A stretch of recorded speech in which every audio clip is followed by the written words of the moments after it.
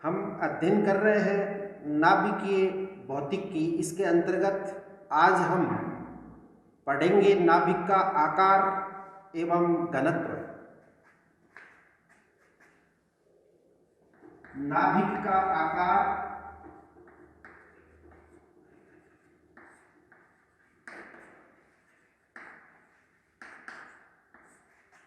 एवं घनत्व।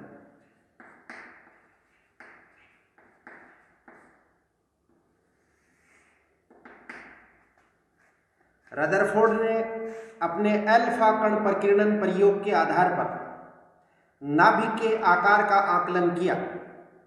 रदरफोर्ड के अल्फा कण प्रकीर्णन प्रयोग के अनुसार नाभिक का आकार 10 की घात -15 मीटर की कोटि का होता है। भिन्न भिन्न धातुओं की पतली पन्नियों पर अल्फा कणों के प्रकीर्णन द्वारा यह निष्कर्ष निकाला गया कि किसी परमाणु के नाभिक का आकार या परमाणु के नाभिक का आयतन उसकी द्रव्यमान संख्या या न्यूक्लियनों की संख्या के समानुपाती होता है। नाभिक का आयतन द्रव्यमान संख्या या न्यूक्लियनों की संख्या एक के समानुपाती होता है। यदि किसी नाभिक की त्रिज्या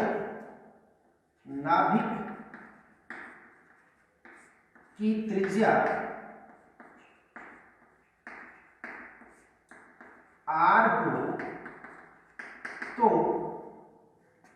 नाभिक का आयतन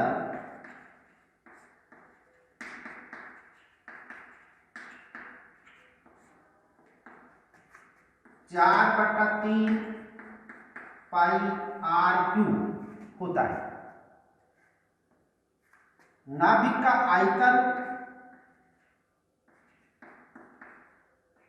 न्यूक्लियनों की संख्या एक के समानुपाती होता है। किसी नाभिक में न्यूक्लियनों की संख्या जितनी ज्यादा होगी उसका आयतन भी उसी अनुपात में उतना ही ज्यादा होगा। अर्थात किसी नाभिक का आयतन न्यूक्लियनों की संख्या या द्रव्यमान संख्या एक के समानुपाती होता है। यहाँ 4/3 पाई एक नियतांक राशि है, इसलिए अपन कह सकते हैं नाभिक की त्रिज्या का Q r³ is proportional to a, या r इज प्रोपोर्शनल टू, इस घात 3 को दूसरी साइड ले जाए तो r इज प्रोपोर्शनल टू 1/3। अर्थात किसी नाभिक की त्रिज्या उसकी द्रव्यमान संख्या की 1/3 घात के समानुपाती होती है। इस समानुपाती के निशान को हटाने के लिए एक नियतांक काम में लेते हैं r0, a की पावर 1/3।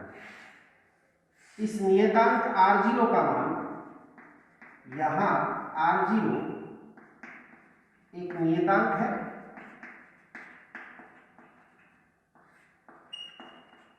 इस r0 का मान 1.2 गुना 10 की घात -15 मीटर होता है। तो यह है किसी नाभिक का आकार या नाभिक की त्रिज्या, जो कि उसकी द्रव्यमान संख्या की 1/3 घात के समानुपाती होती है।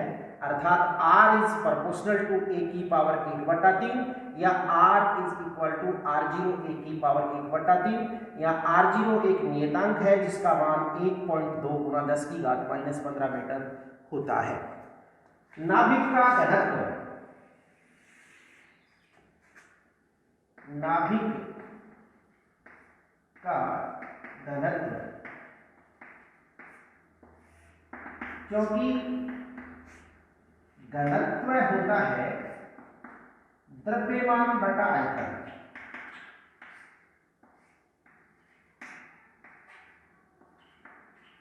इकाई आयतन के द्रव्यमान को घनत्व कहते हैं। घनत्व होता है द्रव्यमान बटा आयतन। सप्लाई नाभिक का घनत्व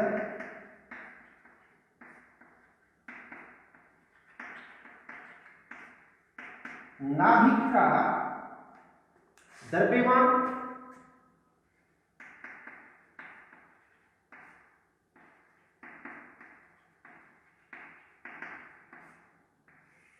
बटा नाभिक का आयतन।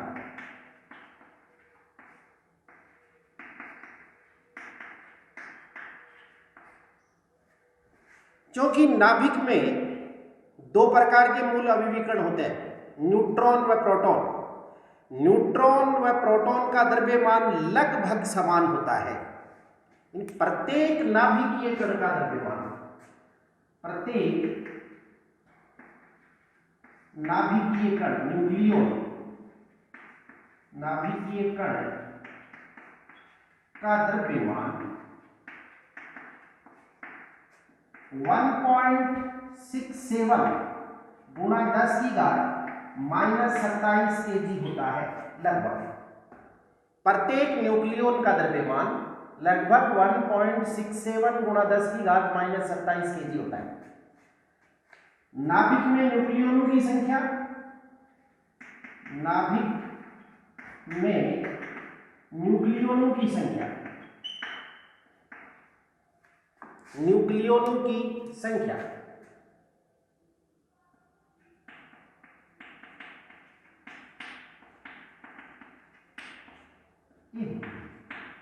द्रव्यमान संख्या नाभिक में न्यूक्लियनों की संख्या होती है। इसलिए नाभिक का द्रव्यमान होगा प्रत्येक न्यूक्लियन का द्रव्यमान गुणा नाभिक में न्यूक्लियनों की संख्या। तो नाभिक का घनत्व, यदि नाभिक के घनत्व को रो से व्यक्त करें, नाभिक के घनत्व को रो से व्यक्त करें तो नाभिक का घनत्व रो इक्वल टू होगा नाभिक का द्रव्यमान A इंटू न्यूक्लियनों की संख्या गुणा प्रत्येक न्यूक्लियन का द्रव्यमान 1.67 गुणा 10 की घात -27 kg अपॉन नाभिक का आयतन 4/3 pi r cube, 4/3 pi r cube, या आर नाभिक की त्रिज्या है। क्योंकि नाभिक की त्रिज्या r का मान होता है r0 इंटू a की पावर 1/3। यदि इसका क्यूब करें तो r क्यूब इक्वल टू होगा r0 क्यूब इंटू a। यदि ये मान पुट करें तो नाभिक का घनत्व प्राप्त होता है a इंटू 1.67 गुणा 10 की घात -27 अपॉन 4/3 पाई, आर के स्थान पर लिख सकते हैं अपन r0 क्यूब इंटू ए से ए कैंसिल हो जाएगा और ये मान प्राप्त होगा 1.67 गुणा 10 की घात -27 अपॉन 4/3 पाई इंटू r0 का क्यूब। r0 का मान है 1.2 गुणा 10 की घात -15, इसका क्यूब। पाई का मान 3.14 या 22/7 रखकर इसको हल करें तो नाभिक का घनत्व प्राप्त होता है 2.38 गुणा 10 की घात 17 kg पर मीटर क्यूब, जो कि एक नियतांक है। यानी नाभिक का घनत्व है, एक नियतांक होता है। नाभिक का घनत्व उसकी द्रव्यमान संख्या या परमाणु क्रमांक पर निर्भर नहीं करता है। सभी नाभिकों का घनत्व समान होता है और उसका मान होता है 2.38 गुणा 10 की घात 17 kg पर मीटर क्यूब। यानी नाभिकों का घनत्व एक नियतांक होता है। ये उस नाभिक के परमाणु क्रमांक या द्रव्यमान संख्या पर निर्भर नहीं करता है। यदि नाभिक का आकार बड़ा होगा तो उसमें नाभिकीय कणों की संख्या, न्यूक्लियनों की संख्या ज़्यादा होगी। न्यूक्लियनों की संख्या कम होगी तो नाभिक का आकार छोटा होगा। अर्थात प्रत्येक नाभिक का घनत्व समान होता है, एक नियतांक होता है जिसका मान 2.38 गुणा 10 की घात 17 kg पर मीटर क्यूब प्राप्त होता है। तो ये है नाभिक का आकार एवं नाभिक का घनत्व।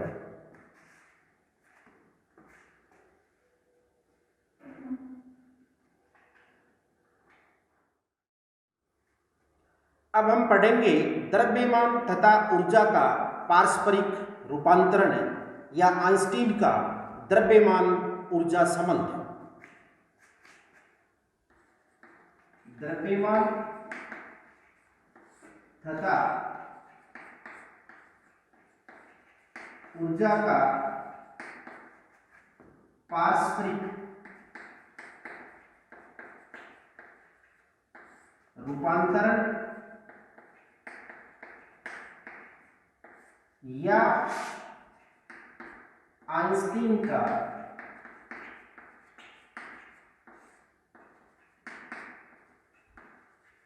द्रव्यमान ऊर्जा संबंध।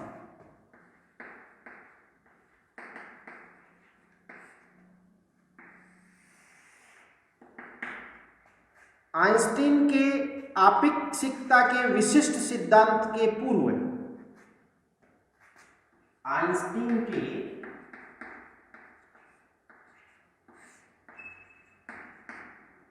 आपेक्षिकता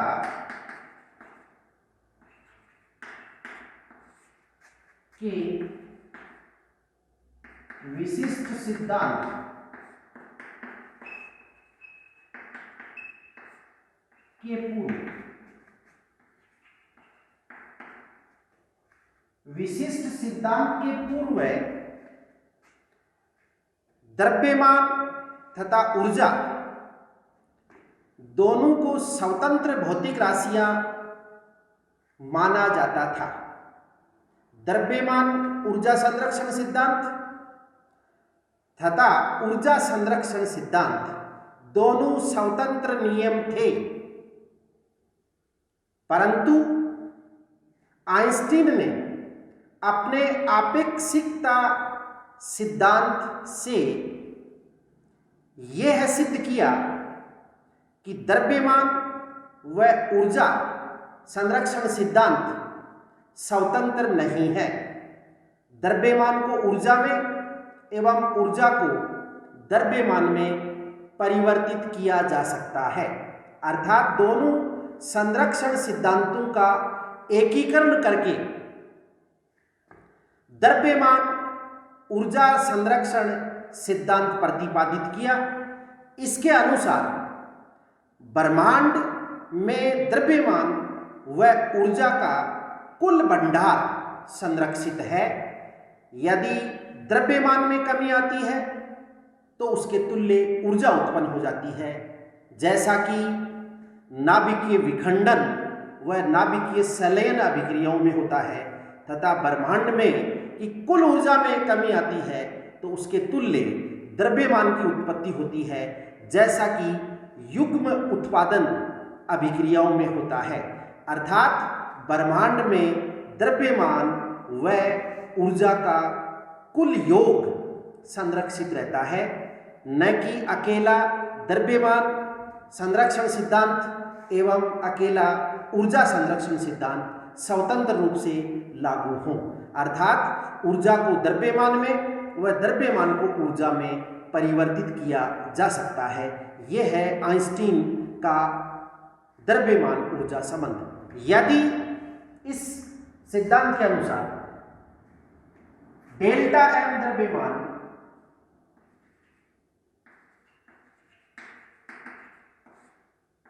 का क्षय हो तो उत्पन्न ऊर्जा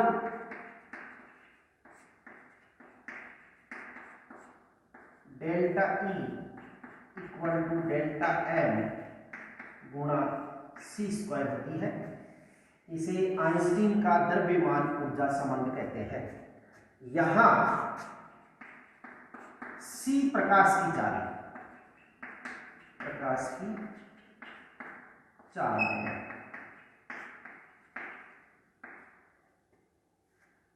यदि 1 किलोग्राम द्रव्यमान ऊर्जा में परिवर्तित हो जाए तो उसके तुल्य कितनी ऊर्जा उत्पन्न होती है?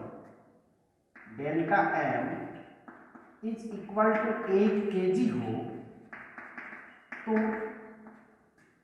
उत्पन्न ऊर्जा डेल्टा ई इक्वल टू द्रव्यमान क्षय 1 kg C का मान 3 गुणा 10 की घात 8, इसका वर्ग करेंगे तो ये मान आता है 9 गुणा 10 की घात 16 जूल। ये इतनी अपार ऊर्जा है, यानी द्रव्यमान का क्षय होता है और आइंस्टीन के द्रव्यमान ऊर्जा संबंध के अनुसार जो ऊर्जा उत्पन्न होती है वो अपार ऊर्जा होती है। इतनी ऊर्जा 10 लाख किलोग्राम कोयला जलाने पर उत्पन्न होती है, जितनी 1 किलोग्राम द्रव्यमान के क्षय से उत्पन्न हो जाती है। इसी प्रकार यदि 1 ग्राम द्रव्यमान का क्षय 1 ग्राम हो, अर्थात 10 की घात -3 kg हो, तो उत्पन्न ऊर्जा का मान डेल्टा m गुणा 10 की घात -3 इंटू 3 गुणा 10 की घात 8 का वर्ग, ये मान आता है 9 गुणा 10 की घात 13 जूल। ये इतनी अपार ऊर्जा है कि इससे एक रेलगाड़ी को 70 किलोमीटर प्रति घंटा की चाल से लगातार 10 वर्षों तक चलाया जा सकता है। अर्थात जब द्रव्यमान का क्षय होता है और उसके तुल्य ऊर्जा उत्पन्न होती है, वो अपार ऊर्जा उत्पन्न होती है, जिसका आकलन अपन इस आइंस्टीन के द्रव्यमान ऊर्जा संबंध से कर सकते हैं।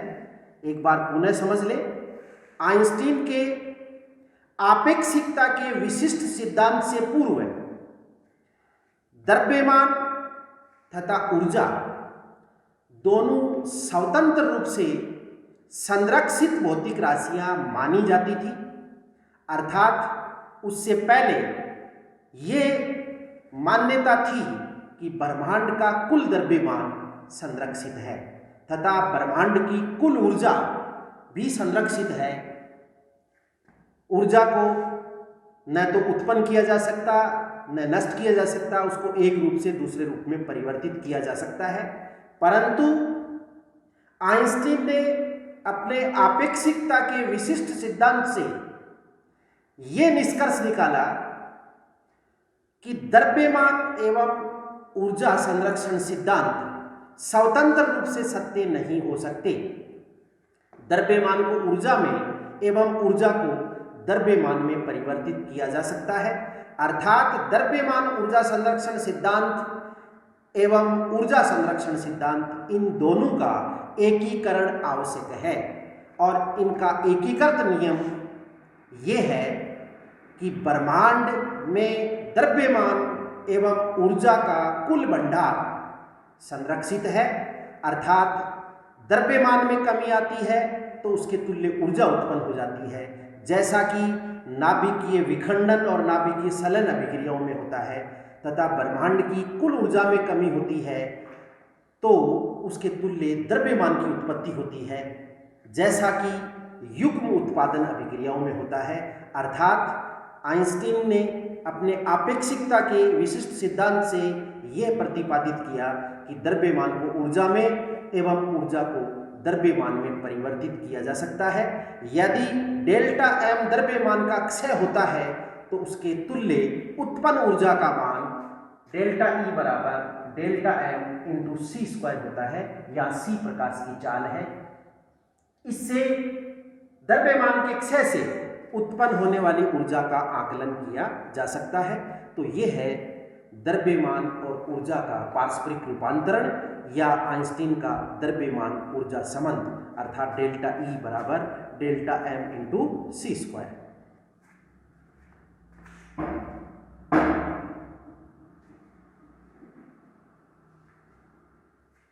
अब हम पढ़ेंगे परमाणुीय द्रव्यमान मात्रक, एटॉमिक मास यूनिट। परमाणुीय द्रव्यमान मात्रक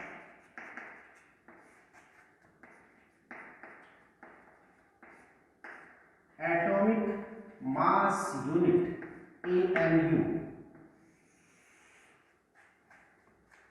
देखिए, परमाणुीय कणों यथा प्रोटॉन, न्यूट्रॉन, इलेक्ट्रॉन, इनका द्रव्यमान बहुत कम होता है।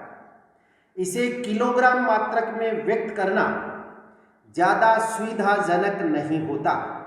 इसलिए इन परमाणुीय कणों के द्रव्यमान को व्यक्त करने के लिए एक छोटे मात्रक का चयन किया गया, जिसे हम परमाणुीय द्रव्यमान मात्रक कहते हैं। इस परमाणुीय द्रव्यमान मात्रक के चयन के लिए कार्बन 12 C612 कार्बन 12 C612 का चयन किया गया।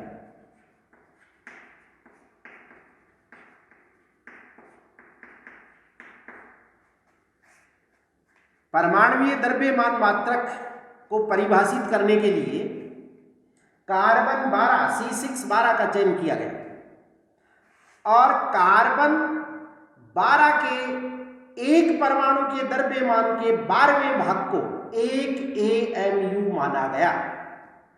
यानी 1 AMU द्रव्यमान कार्बन 12 परमाणु एक परमाणु के द्रव्यमान का 12वां भाग होता है। कार्बन 12 के एक परमाणु के द्रव्यमान का 12वां भाग 1 AMU माना गया। अर्थात 1 AMU ये होता है 1/12 इंटू C612 के एक परमाणु का द्रव्यमान।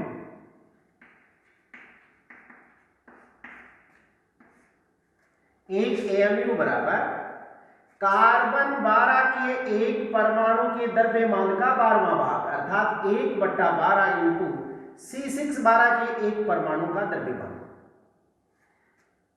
मोल अवधारणा के अनुसार, मोल अवधारणा के अनुसार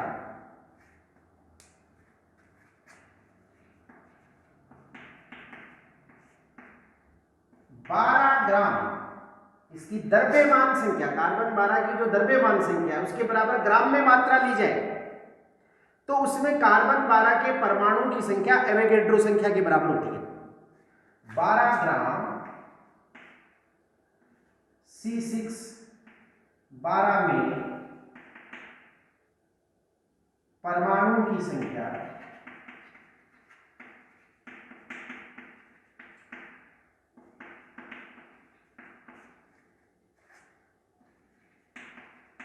आवोगाड्रो संख्या n, जिसका मान 6.023 गुणा 10⁻23 होता है। तो ये होती है, यानी 12 ग्राम कार्बन 12 लें तो उसमें कार्बन 12 के 6.023 गुणा 10⁻23 परमाणु होते हैं। अर्थात C612 के एवोगैड्रो संख्या n परमाणु का द्रव्यमान 12 ग्राम है।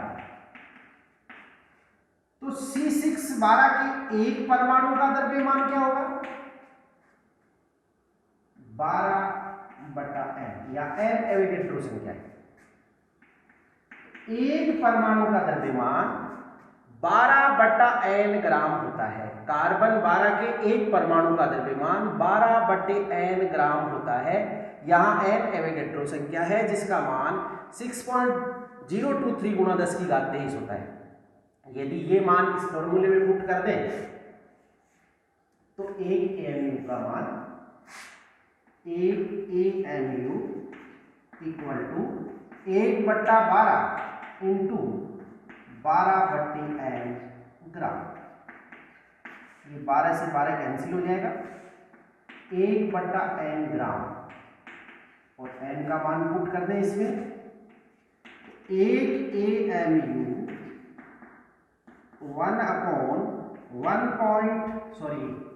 6.023 गुणा 10⁻23 ग्राम। ये कैलकुलेट करने पर मान प्राप्त होता है 1.660 गुणा 10⁻24 ग्राम, और इसको किलोग्राम में व्यक्त करें तो 1.660 गुणा 10⁻27 kg, अर्थात 1 AMU 1.66 गुणा 10⁻27 kg के तुल्य होता है। यह है 1 AMU। 1 AMU 1.66 गुणा 10⁻27 kg के तुल्य होता है। तो क्या है एटॉमिक मास यूनिट, परमाणुीय द्रव्यमान मात्रक। परमाणुीय कणु यथा इलेक्ट्रॉन, प्रोटॉन, न्यूट्रॉन जैसे कणों के द्रव्यमान को व्यक्त करने के लिए द्रव्यमान का एक छोटा मात्रक है, जिसके लिए कार्बन 12 का चयन किया गया। कार्बन 12 के एक परमाणु के द्रव्यमान का 12वां भाग 1 AMU माना गया, और इसको कैलकुलेट करने पर यह प्राप्त होता है 1 AMU का मान 1.66 गुणा 10⁻27 kg। अब हम यदि 1 AMU द्रव्यमान आइंस्टीन के द्रव्यमान ऊर्जा संबंध के अनुसार ऊर्जा में परिवर्तित हो जाए तो कितनी ऊर्जा उत्पन्न होती है? 1 AMU द्रव्यमान से उत्पन्न ऊर्जा 1 AMU द्रव्यमान के तुल्य ऊर्जा, 1 AMU द्रव्यमान के तुल्य ऊर्जा कितनी ऊर्जा होगी? आइंस्टीन के द्रव्यमान ऊर्जा संबंध के अनुसार यदि डेल्टा M द्रव्यमान का क्षय हो तो उसके तुल्य उत्पन्न ऊर्जा होगी E बराबर डेल्टा M इंटू C²। यहां द्रव्यमान 1 AMU जिसका मान होता है 1.66 गुणा 10⁻27 kg, यानी द्रव्यमान का क्षय हुआ 1.66 गुणा 10⁻27 kg। C का मान 3 गुणा 10⁸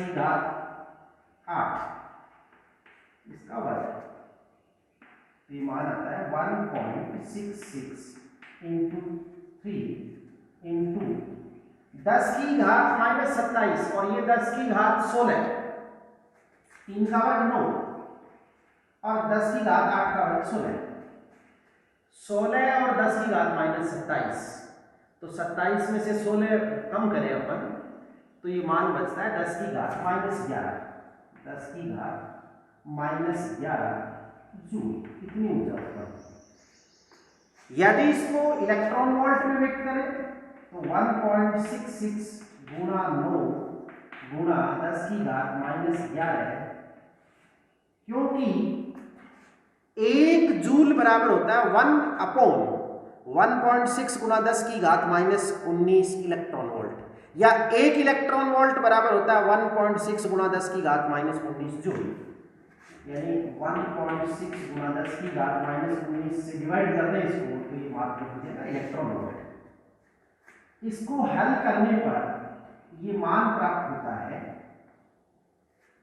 10⁻19 को ऊपर ले जाए अपन तो 10⁻ये +19 हो जाएगी। 19 में से 11 माइनस करेंगे तो 10⁸ शेष बचेगा। इसको इससे डिवाइड करें तो ये मान आता है 9.315 गुणा 10⁸ इलेक्ट्रॉन। इसको अपन दशमलव को 2 डिजिट आगे ले जाए तो 931.5 गुणा 10⁻6 इलेक्ट्रॉन वोल्ट कह सकते हैं। 10⁻6 इलेक्ट्रॉन वोल्ट को मेगा इलेक्ट्रॉन वोल्ट कह सकते हैं। 1 मेगा इलेक्ट्रॉन वोल्ट बराबर होता है 10⁻6 इलेक्ट्रॉन वोल्ट। तो इसको लिख सकते हैं अपन 931.5 मेगा इलेक्ट्रॉन वोल्ट MeV, क्योंकि एक MeV 1 मेगा इलेक्ट्रॉन वोल्ट होता है 10⁶ इलेक्ट्रॉन वोल्ट। तो एक AMU द्रव्यमान जब ऊर्जा में परिवर्तित होता है तो 931.5 मेगा इलेक्ट्रॉन वोल्ट ऊर्जा उत्पन्न होती है, अर्थात एक AMU द्रव्यमान 931.5 मेगा इलेक्ट्रॉन वोल्ट ऊर्जा के तुल्य होता है। लेकिन इसको अपन लगभग 931 मेगा इलेक्ट्रॉन वोल्ट गणितीय संगणनाओं में 931 मेगा इलेक्ट्रॉन वोल्ट का उपयोग भी कर सकते हैं, अर्थात इसको लगभग अपन ये भी कह सकते हैं कि एक AMU द्रव्यमान 931 मेगा इलेक्ट्रॉन वोल्ट ऊर्जा के तुल्य होता है। तो जब AMU में डेल्टा M द्रव्यमान ऊर्जा में परिवर्तित होगा तो उसके तुल्य कितनी ऊर्जा उत्पन्न होगी? E बराबर डेल्टा M गुणा 931 मेगा इलेक्ट्रॉन वोल्ट, इतनी ऊर्जा उत्पन्न। जब एक AMU द्रव्यमान ऊर्जा में परिवर्तित होता है तो 931 मेगा इलेक्ट्रॉन वोल्ट ऊर्जा उत्पन्न होती है। यदि डेल्टा M द्रव्यमान का क्षय जो कि AMU मात्रक में दिया हुआ है, द्रव्यमान का क्षय जो है वो AMU मात्रक में है, डेल्टा M AMU द्रव्यमान का जब क्षय होता है तो उसके तुल्य उत्पन्न ऊर्जा का मान होगा डेल्टा M गुणा 931 मेगा इलेक्ट्रॉन वोल्ट। अपन इस फॉर्मूले का उपयोग भी ऊर्जा कैलकुलेट करने में कर सकते हैं, बशर्ते कि द्रव्यमान क्षय AMU मात्रक में दिया हुआ हो, तो उसके तुल्य उत्पन्न ऊर्जा का मान होगा E बराबर डेल्टा M गुणा 931 मेगा इलेक्ट्रॉन वोल्ट, बशर्ते कि द्रव्यमान का क्षय डेल्टा M AMU मात्रक में दिया हुआ हो। तो ये है एक AMU यानी एटॉमिक मास यूनिट क्या होता है, एक AMU द्रव्यमान क्या है, और एक AMU द्रव्यमान ऊर्जा में परिवर्तित हो जाए तो उसके तुल्य उत्पन्न ऊर्जा का मान कितना होता है।